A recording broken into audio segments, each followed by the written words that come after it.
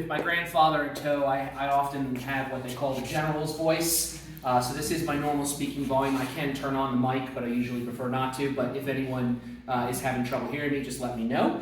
But no, again, thank you for having me here. And this is a very heavy and hard topic for sure. So, if anything, if 17 years in museums have taught me, you always start with a joke. Not really a joke, but rather a quip that I always find being here in Delaware for 10 years. The first time and the first history that I hear and we continue to repeat about Ocean View is the 50 chickens that turned out to be 500 is the introductory story. First time I came through Ocean View, we stopped at Ocean View Diner. I ordered an egg omelet. They told me they were out of eggs. That's the joke. No, again, want to delve right in to this topic, and this is certainly a very important one, and it really does involve us here in Sussex County. We'll be talking about Solomon Bayley. As first thing to know is that freedom seeker. It might not be a word that many of us are familiar with. It's a new modernized museum terminology for what often is known as a fugitive or runaway or escaped slave. By referring to these individuals as freedom seekers, it removes the onus of doubt. It removes the ownership of the chattel slavery. And indeed, for those, especially as Solomon, who made it to freedom, we have his story because he was not only a freedom seeker, but a freedom achiever. So to kind of set the scene a little bit back within Sussex County, for us in Lewis, we have 1820 records that show that the black population of Lewis was at least 30% free, 17% enslaved, and 53% Caucasian. So that means almost a 50-50 balance of close to 1,000 residents at the turn of the 19th century.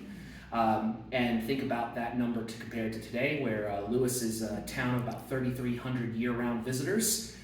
Today, a less than 1% persons of color population still remaining. So again, this is a history that is under threat, and it's a history that has to be told. From that period, we can break it down a little bit more to know that those 30% free blacks were either born free, purchased their freedom, or they were voluntarily manumitted or given their freedom by their enslavers. We know that there were 45 families, 295 individuals, and 42 enslaved persons. Jumping ahead quickly in history to 1860, shortly before the American Civil War, records again show those 1,000 enslaved persons in Sussex County. So again, to think from about 1820 to 1860, the population tripled. And that tells you something for especially an agricultural area we are now, for a maritime trade area where we are now. So, while these figures may seem to contradict themselves, that growth is hard to believe. What they acutely demonstrate of the past was the diverse nature of what was called the peculiar institution, or slavery often referred to at the time as the peculiar institution. With Lewis itself poised on the cusp of the Atlantic and subject to international trade and importation, Lewis is often called the first town in the first state and is always known to look out. Indeed, just today, as you come further inland, we still, as well, in our history, need to look inward in many ways. We are looking towards continuing that and looking forward.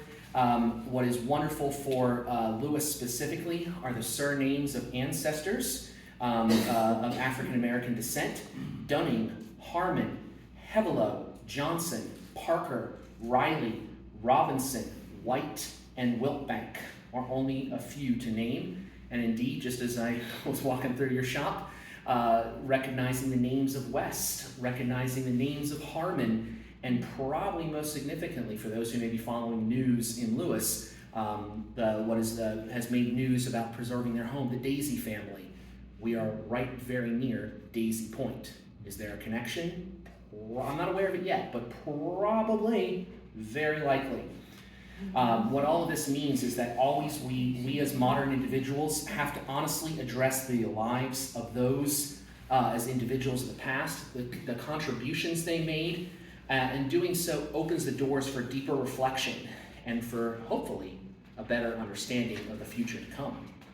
So to use Solomon as just one example of the hundreds, if not thousands of stories that exist, but not all are recorded, his escape, not yet the Underground Railroad, as I'll get into. The Underground Railroad is really referred to about by the 1830s.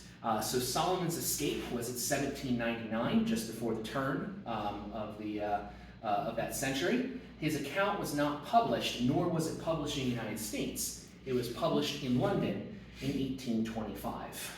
So to tell you a little bit more about Solomon as an individual, Delaware historian Richard S. Newton notes that, quote, lacking control of their own bodies and denied information about their surroundings, enslaved people could scarcely be expected to track their own lives with precision. As such, the exact date of Solomon's birth is unknown. We do know that he was born in Kent County, Delaware.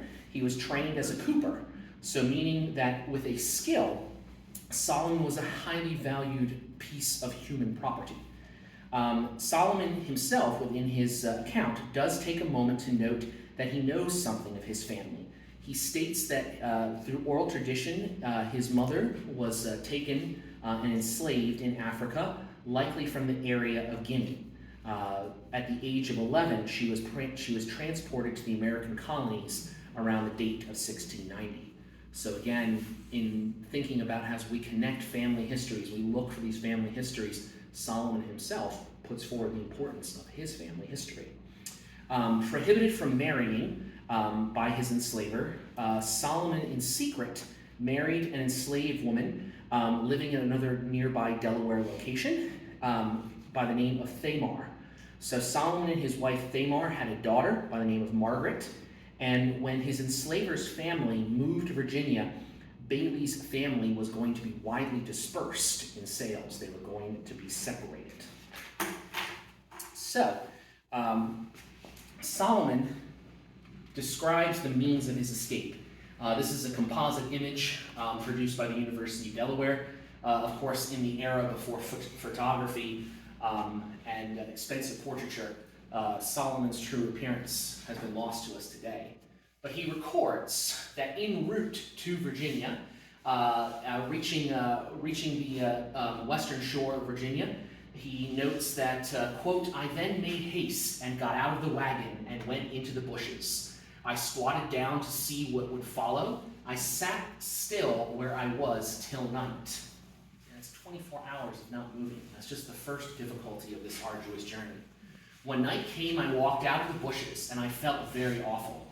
I set off to walk homewards, but I was soon chased by dogs, a dreadful wind, thunder, lightning, and rain, which was by the means I escaped. Again, the water covered the tracks, the scents of the dogs, of the hunting dogs.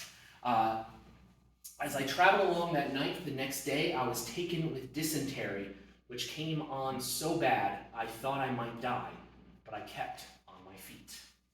This is the start of his escape journey. Just keep that in mind. So, again, trying to make it back to Delaware on his feet, homeward.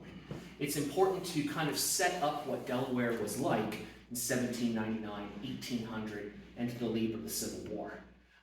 This is a crop geography map of a border state, as we would come to know by the Civil War term. And again, too, wonderfully displayed as I walk through, you can see the cotton crops, you can see the crops that we have. Delaware oftentimes is put forward that it was a less labor-intensive crop. We did not en masse, compared to the southern colonies, the deep south, grow as much cotton, nowhere near as much tobacco as was grown in nearby Maryland. And a lot of times you'll hear a presenter stand up and a lot of times they'll say, well, that means slavery was less intense in Delaware. Absolutely not. Absolutely not. It just meant it was executed differently. And it's crucial as well to note, because I made a promise to a group of fifth graders 10 years ago, When you share the figures, 10 years ago in a classroom, just the very birth of this project was starting about that time. Reading in a Delaware curriculum book, I was reading out to the students aloud and said, you know, by the time of the American Civil War, there was almost no slavery left in Delaware. And I kind of put the book down, and the students were like, what's wrong, Mr. Marcos? What's going on? I was like, the history book is wrong. The history book can be wrong? Absolutely. What you can easily calculate from Sussex, Kent, and Newcastle County was the total number of enslaved persons. Sussex is the largest. We had close to about 1,300. Kent County had about 350. Newcastle, 250. I had one student kind of raise his hand and was very hesitant to answer. So, I was like, well, go ahead, go ahead. And he goes, Mr. Marcos, 1,700 people ain't nothing. It's the core of it, from the mouths of babes. So this puts crucial again to us here in Sussex County in Delaware to know that Delaware's northern neighbors had engaged in what was called gradual abolition. Pennsylvania by 1780, New Jersey by 1804. So these become two of what we often read in history, we refer to in films and television as the free states. And this was known, this was absolutely known, though of course enslaved individuals were prevented by law from learning to read and write. Word of mouth travels. So, Delaware's southern neighbors, of course, of Maryland and Virginia, were two states with economies completely dependent upon large in-bondage populations whose labor was necessary to harvest that time-intensive crop of tobacco. So, again, 1780, 1804. In 1799, in Delaware, it was made illegal to sell slaves outside of the state. So, of course, that means it never happened again, right? You get me. No, it still happened frequently. And though there were codes and laws within Delaware known as the Black Codes that were prevented to even those, that 30% population of free blacks in Lewis had a very difficult time. Laws were made that applied not just to enslaved persons, but to free blacks in the state as well. So laws that were passed in Delaware after 1806, it not only prohibited the free blacks from migrating into the state of Delaware, it also banned free black residents in Delaware from re-entering the state after a period of 6 months. And worse than that, if they were gone for 6 months unauthorized, they could be re-enslaved, even if they had been manumitted or purchased their freedom. So by denying a free black's ability to market their own labor and still maintain contact with family members, these laws forced free blacks to seek employment within their immediate locales. What that gives us today, looking at these laws, is Solomon had made it to Virginia. Now, certainly a slave state, as we would call it today, but why would he come back? He's coming back for his family, and he's coming back to a very difficult situation. So Solomon, in his own words, Solomon says, I was born a slave in the state of Delaware and was one of those slaves that were carried out of Delaware into the state of Virginia.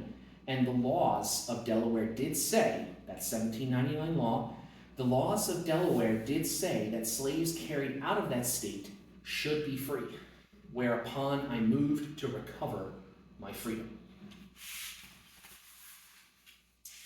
We have a unique asset here in Delaware and Sussex, and right along the Delaware Bay and River, escape by means of water. This is a later period image dating to 1860 from the well-known William Still's Council of the Underground Railroad. And this is four boys from Lewis escape aboard a skiff. But this gives you a good idea that Solomon, of course, has to cross the Chesapeake Bay to make it to the tip of Virginia, up through Maryland and back into Delaware. So the descriptions that he says, we were hunted like partridges on the mountains. My companion got to work on board of a vessel to get clams. We hear that frequently. We have evidence and photos of later time periods. The clamming, the fishing industry was supported us into the 20th century here in this area, all up and down the eastern shore as well. So perhaps to get money to bring suit for his freedom, he had been sold like me out of the state of Delaware. If his master should come after him from the back counties, he was said to tell them that, quote, he would rather die than be taken and carried away from his wife again. So here is certainly a compatriot and a fellow sufferer right alongside Solomon.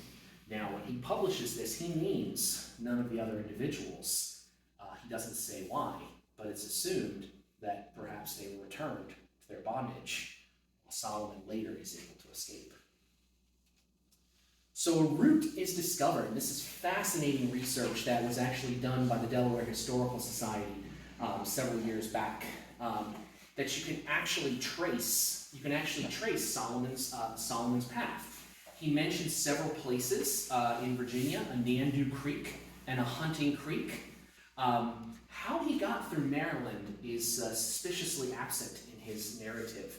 He did not reveal those details in his narrative, perhaps again, because this is still about 30 years before what we define 12 Years a Slave, Solomon Northup, Harriet Tubman. This is still 30 years before the Underground Railroad. So it's assumed that when he writes his account in the 1820s, these are still secret routes through Maryland that he does not wish to uncover.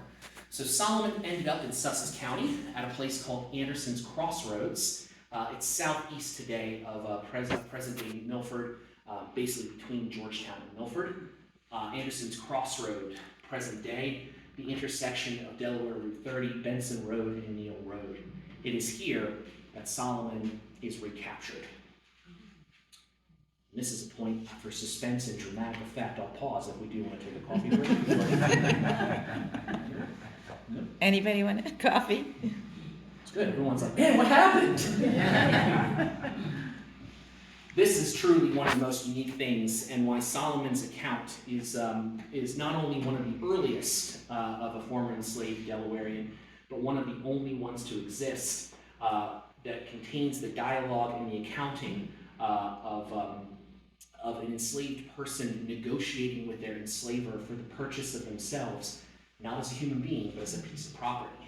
So when Solomon returned to Delaware, he was briefly reunited with his family, and he moved on to Dover and then Camden, which is briefly before coming back for them and where he was caught. He was not able to reach the free city of Philadelphia. Solomon sued for his freedom, saying that he'd illegally been sold out of the state. He convinced his former, it should be enslaver, excuse me, I'm watching myself on that.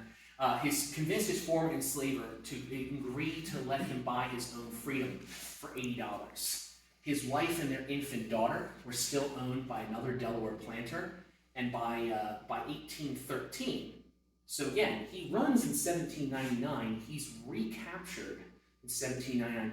He stays both as a re-enslaved individual and later as a free black till 1813. So again, 12 to 13 more years after his escape, he's again the dedication and staying for his family, for his loved ones. He's staying close and trying to protect them, which is something I hope we can all still today relate to. But his strongest phrases are, "I thought where the law made liberty the right of any man, he could not be wrong in trying to recover it." And I always get a little emotional with that because it's still 2020 during COVID. Went up to the archives, and I remember like my mask, like everything was fogging up. It's like, okay, I gotta keep reading. Oh my God, gotta keep reading. A compelling story. Once again, not the end. There's more.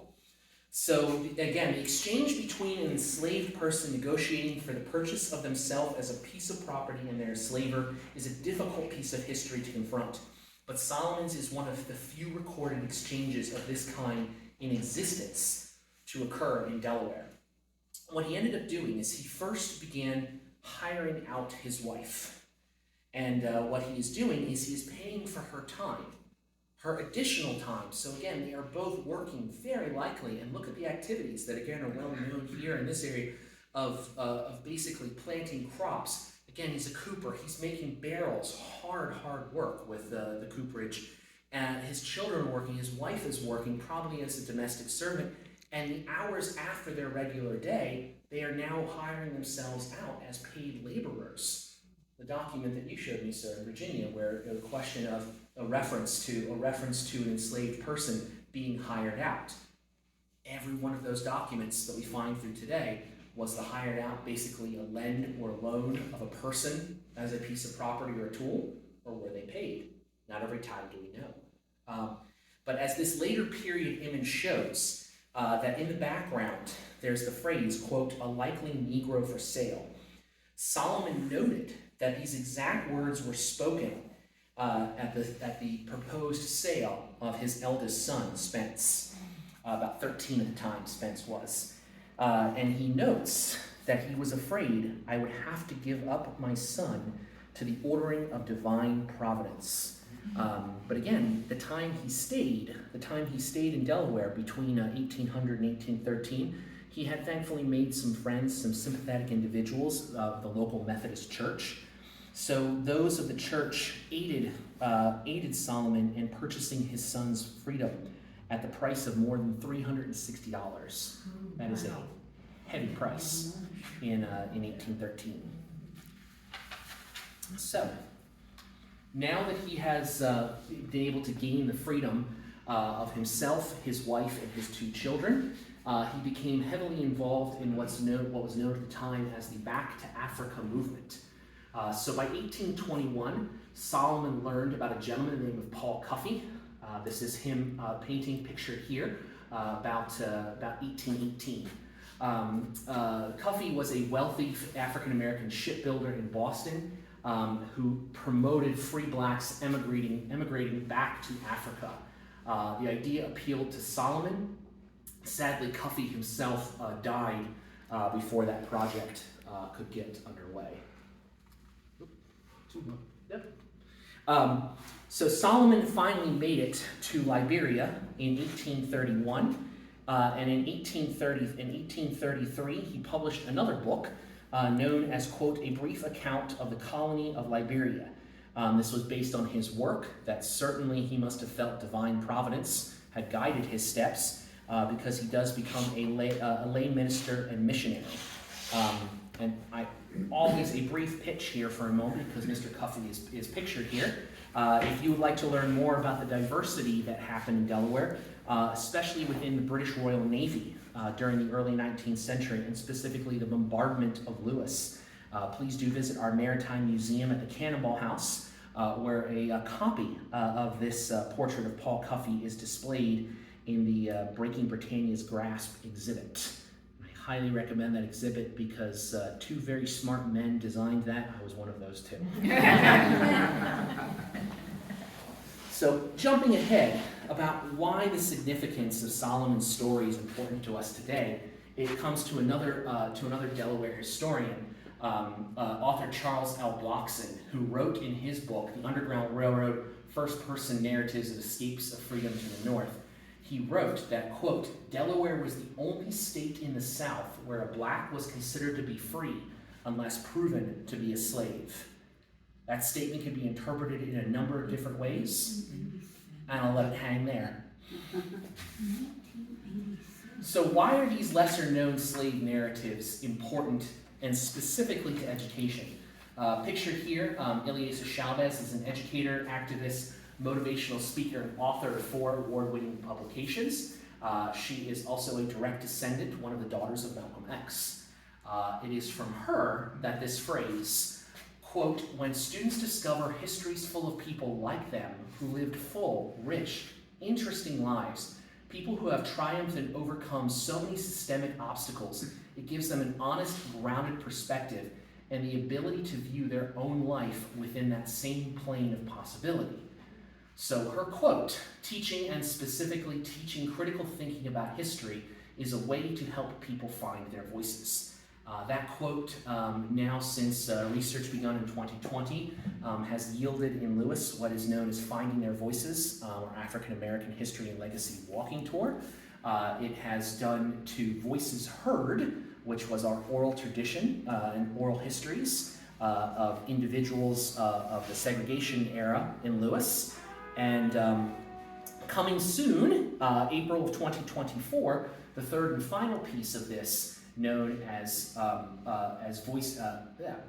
Voices Heard as well, is going to be a new exhibition opening up within our Lewis History Museum April 19th, and certainly we'll be sending information and invites out to that. So, most of the source came directly from his actual book, and this is a piece that is thankfully now available to the general public online, and it's basically through the Library of Congress, and a project known as Documenting the American South. It was sponsored by the University of North Carolina at Chapel Hill. But if you are interested to commit this story to memory or to learn a little bit more, another pitch, the last one I promise, all good things come free. Highly recommend our Lewis History Journal 2021, as I wrote and submitted an article a little more in depth of what we shared tonight. Solomon's story, again, is just one of hundreds, if not thousands, of stories that still need to be explored and told. Thank you all so much for your attention tonight. Thank you.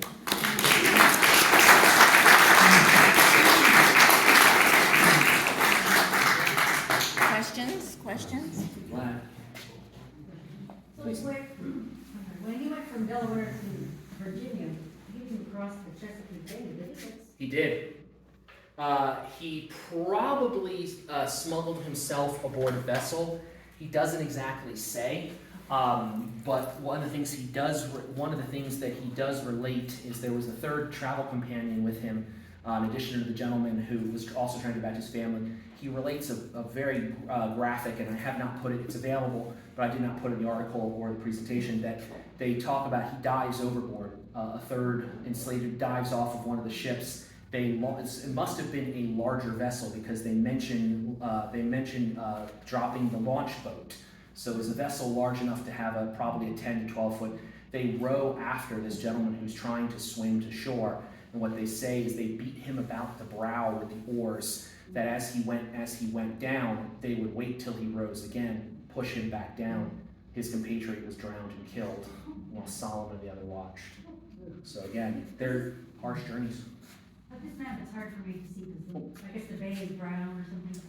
So basically, again, to near his destination, the largest slave market east of the Mississippi would have been Richmond, and there is coming up in the New Year's. They're building a slave market museum, which is meeting with a lot of controversy, but a lot of funding from national sources as well. So he escapes through Richmond. Think about today, modernly, the I-95, Richmond to Petersburg, to Hampton Roads. So he does note again, he does not say the ship, this little blue line, which might be difficult to see. He comes into Accomack County, the very tip. That's where the Nandu and Hunting Creek are. And he really drops off his tail, literally at the state border between Virginia and Maryland, and he is mum. He says nothing about how he got through Maryland until he reaches the Anderson's Crossroad back in Delaware. That's harsh for me here in Sussex, and with Lewis. And what was his route? Did he travel? Could he have traveled through this area? Would he have traveled up to Dover? Sadly, we don't know. But he said nothing for a specific purpose. This is all on foot? Absolutely. Foot, water, and he does mention a few sympathetic individuals who allow him to take passage on what we're known as donkey carts. So, I mean, this is a huge and significant journey. Please. This is a well-educated person. Where he is literacy? We don't know. He is suspect about it, and a lot of critics of the period, Frederick Douglass actually picks up Solomon's tale. Solomon had long since passed away, and Frederick Douglass writes about him that during the era of abolition, by the 1840s and 50s, there are folks who are saying, now Solomon himself says that he did not learn to read and write until his return back to Delaware with the Methodist Church.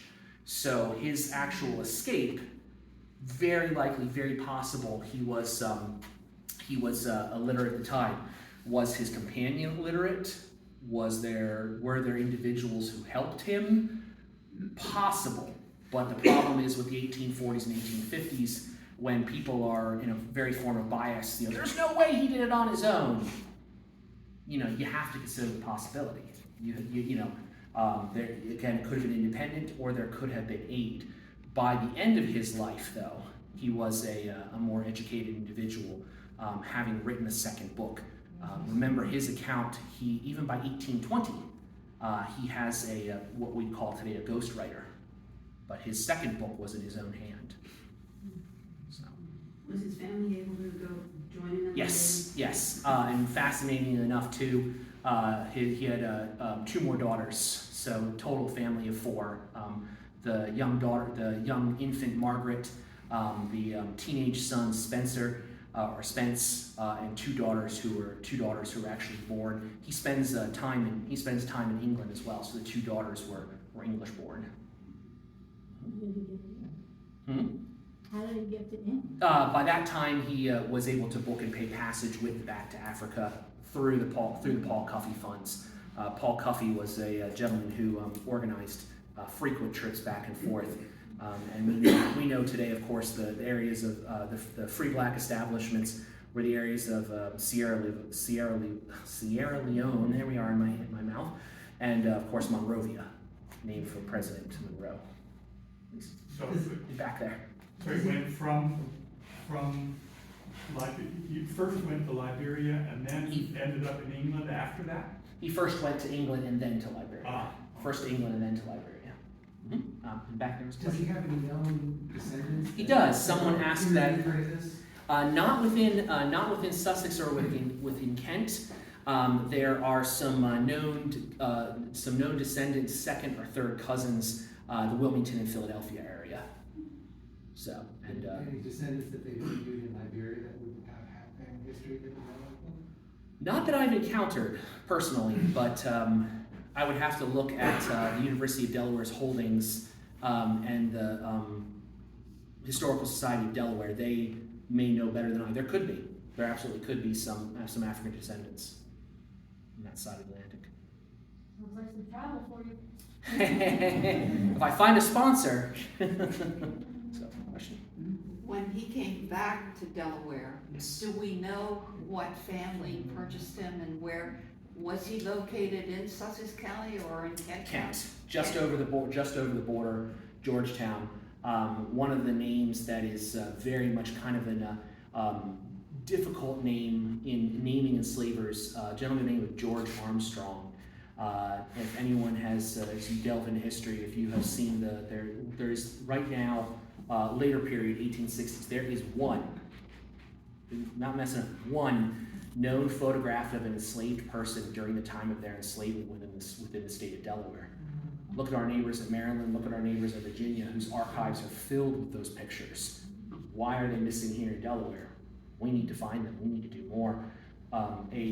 Ancestor of Armstrong is one who caught and re-enslaved Solomon. George Armstrong is the gentleman who, by the 1860s, Jints is a picture you may have seen online. I've seen it, yeah. The older woman holding Hannah Stokely. Hannah Stokely's mother would ironically be the one who married the later governor, who by 1901, once again I'm going to say that again, by 1901, when Delaware finally ratified the 13th Amendment to the United States Constitution, Jints again is the one person holding a young girl, holding a young daughter, whom during her enslavement she probably cared for Hannah Stokely. That's again when people say, oh, you know, it's in the past, it's a long, why are we dredging, why are we doing this?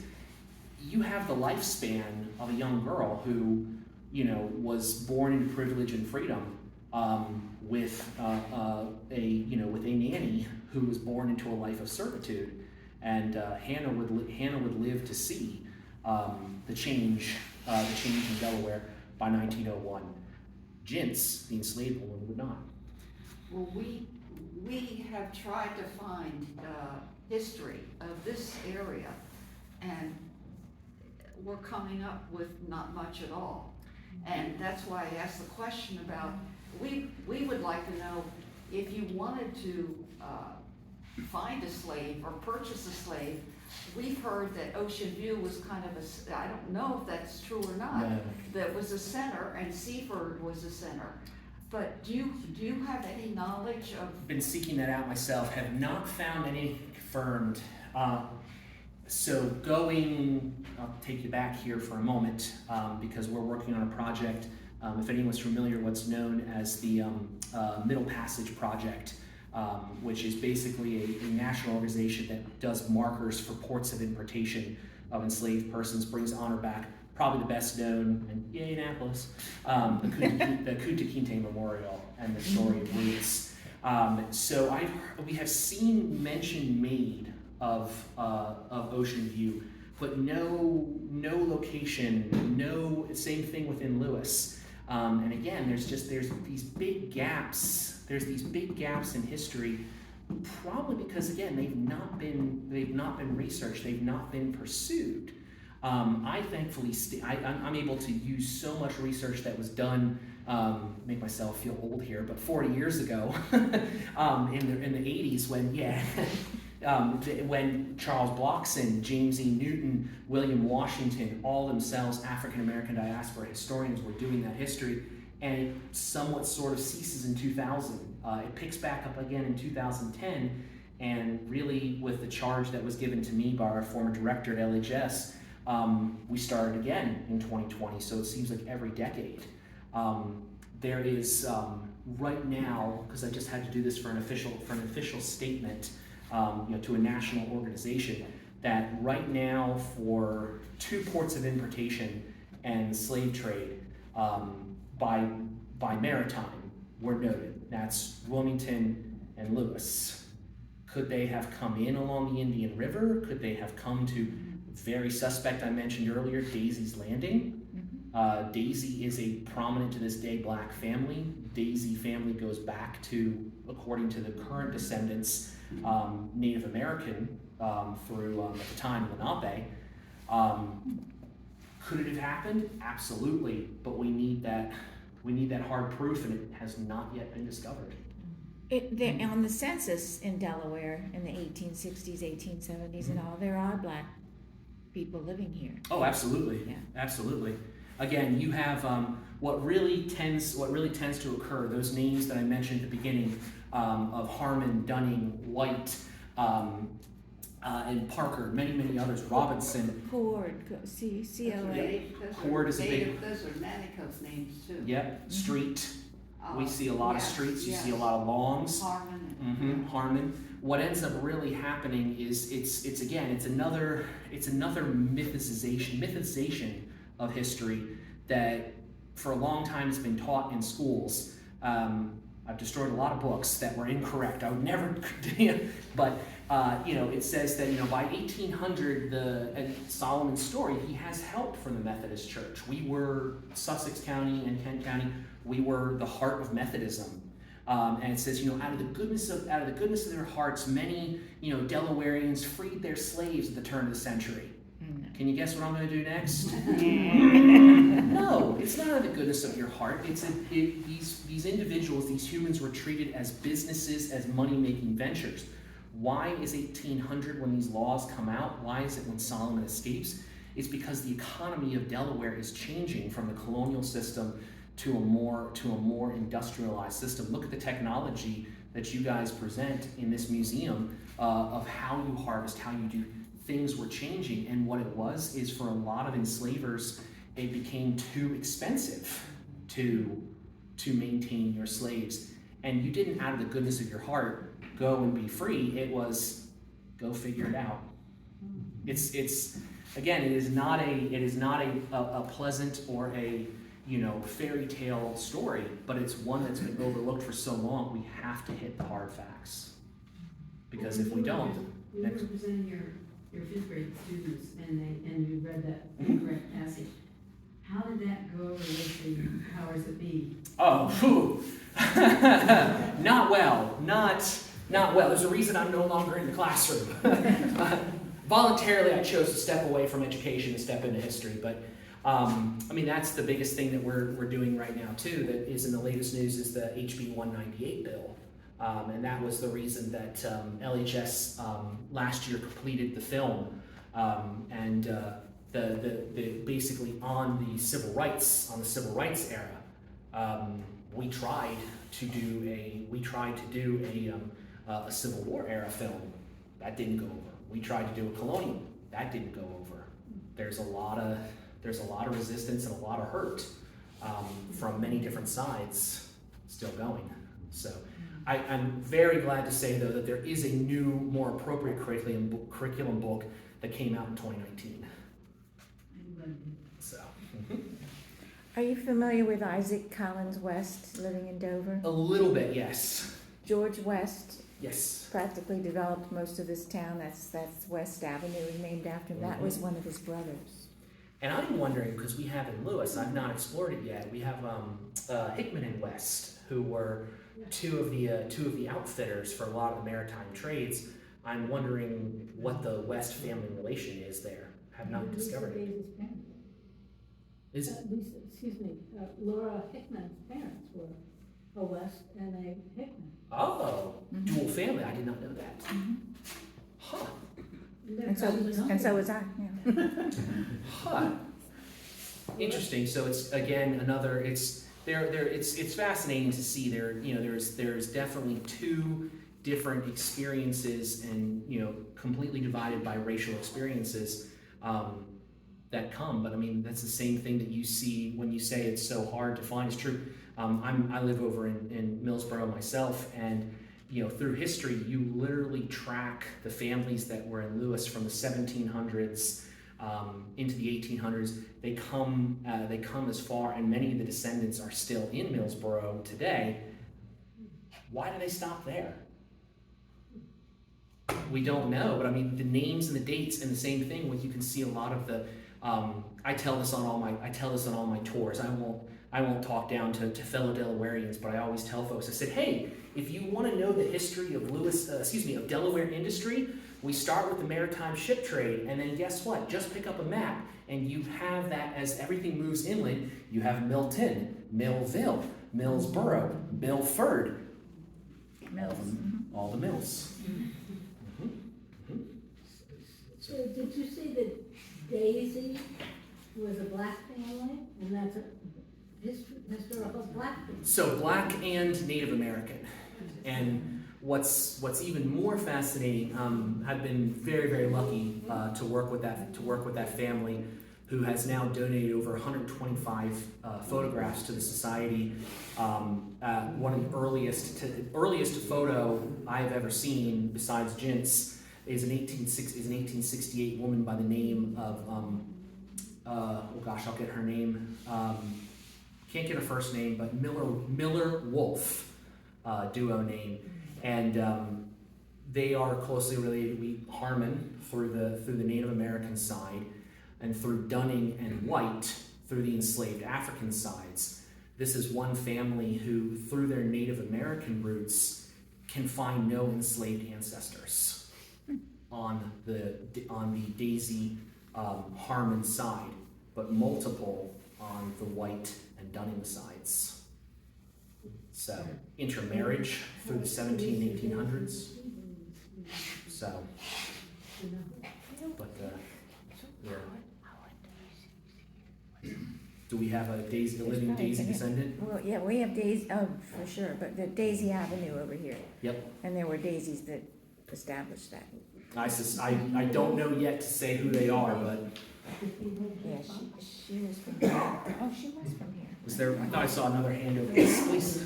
I was just gonna ask about cemeteries of the enslaved. Have you know of any? We do. Right now, the biggest project has been specifically within Lewis. If any of you travel along Pilot Town Road, was for a long period of time within living memory in the 60s, it was actually called the Forgotten Cemetery. Earliest burial is 1858. The last burial was 1945. So it was literally grown over and forgotten. There was what's known as GIS, Global Imaging System Services.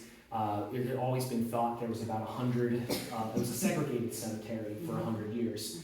There was always thought to be about 100 to 300 bodies, definitively proven in 2021, over 500.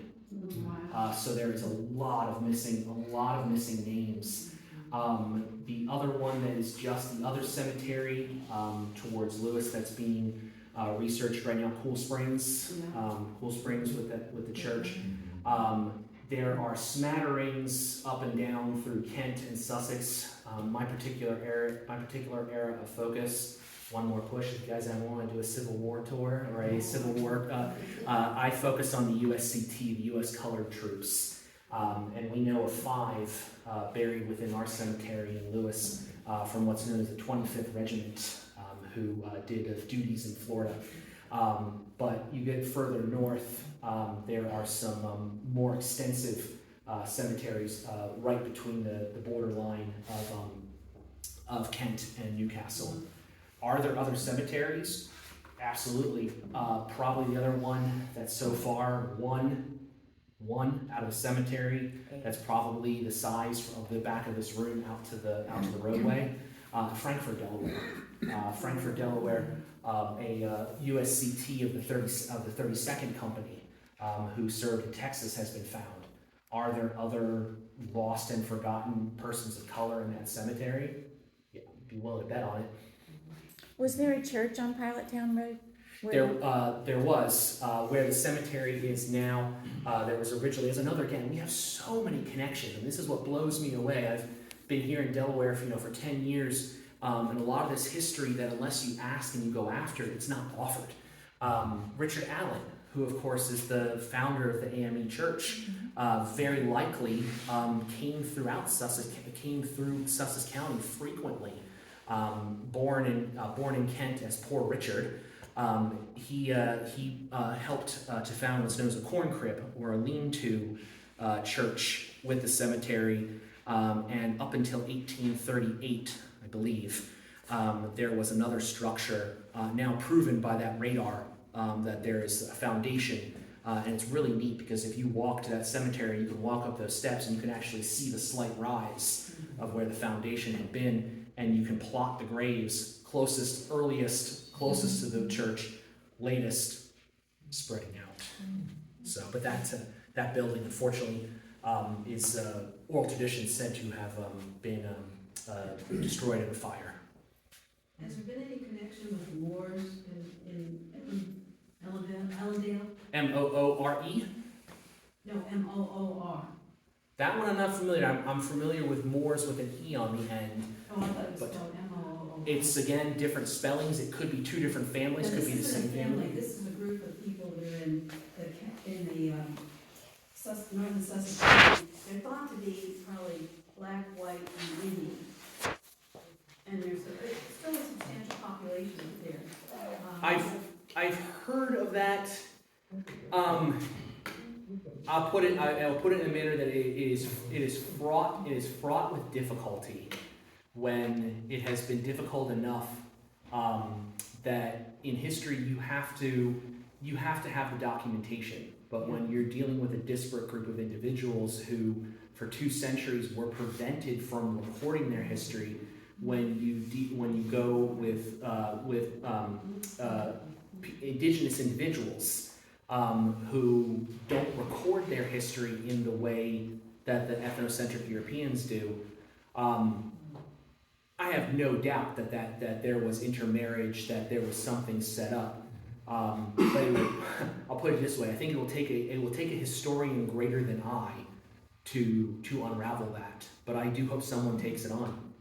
I'm not sure, but I think Westlager wrote a little bit about them. What is that name? Westlager, Weslager, he was a Oh, Delaware historian, he wrote a lot about the Nanticoke. I think he where'd was, my pen go? there's one I gave I you. gotcha.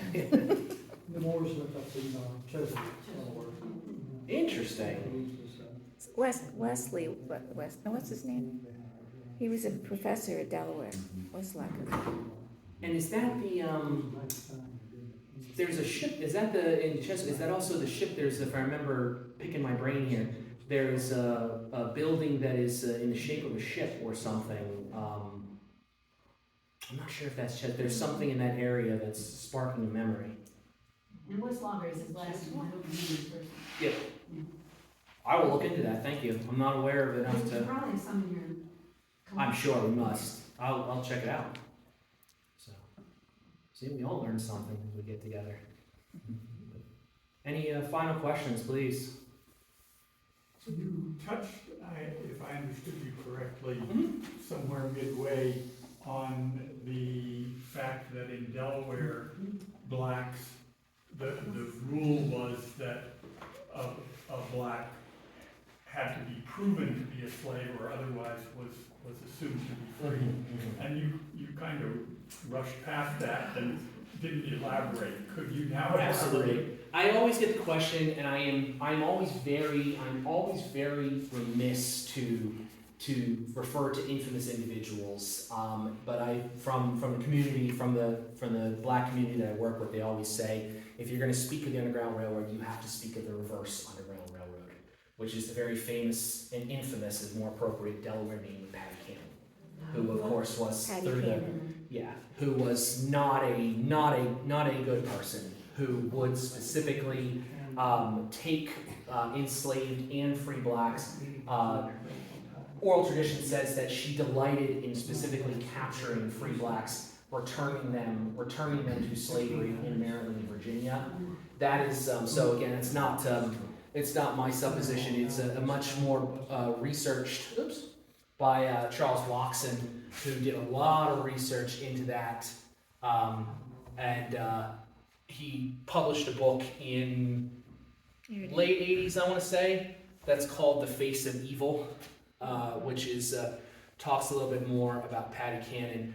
What I would recommend with the phrase like that, what I'd recommend for anyone who's interested, fantastic book, which is known as Stolen, by Professor Richard Bell, who is a professor at College Park, Maryland. Good friend as well too. He well researched the story of two young Delaware boys who were basically from free black families who were stolen, transported to Baltimore, and had a pretty arduous journey back to Delaware.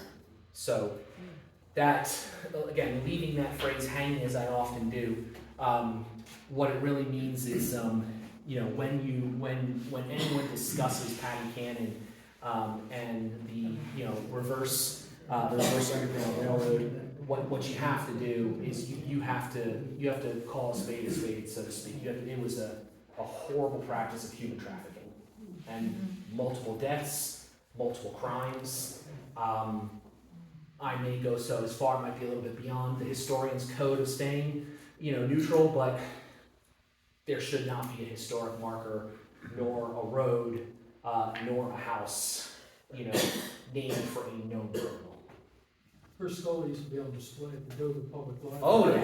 Oh yes. I've seen it. They still have it. And let's just say, we had a big group of people, and I was going to wait behind, just kind of go. I didn't. I resisted. You're held out. So,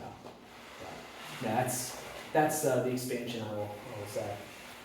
Absolutely, if anyone's interested. Yet one more pitch, but forgive me. Available at Bethany Beach Books. Available at Browseabout. A book called Stolen. It's one of the best researched books on that topic in the last 5 years. Who's the author? Richard Bell, Dr. Richard Bell. He's a College Park, Maryland professor. He's an excellent speaker as well too. He is of such a cost. I'll throw this out there. I'm actually trying to get Milton Historical Society, talk to you guys, talk to Lewis. I would love to combine our funds to have him come out and do a lecture. I've traveled to see him in Baltimore and Annapolis frequently. So. Mr. Westflager's initials is C.A. C initial A, and he wrote about 20 books. It sounds familiar. I have not. I'll have to delve into that because it's not something I yet have. He died in 1994, and I didn't realize how much he'd written. Be fascinating to see where the research shows or where the belief is of how those three communities came together. Because if chased out further, it would certainly be something very unique, yet another unique thing for Delaware. So, all right. I mean, not to keep anyone from coffee and cookies and such. So please, No cookies, no no cookies. cookies, I didn't no make coffee. cookies. Yeah, we do have coffee. It's in the, Thank you. Thank you.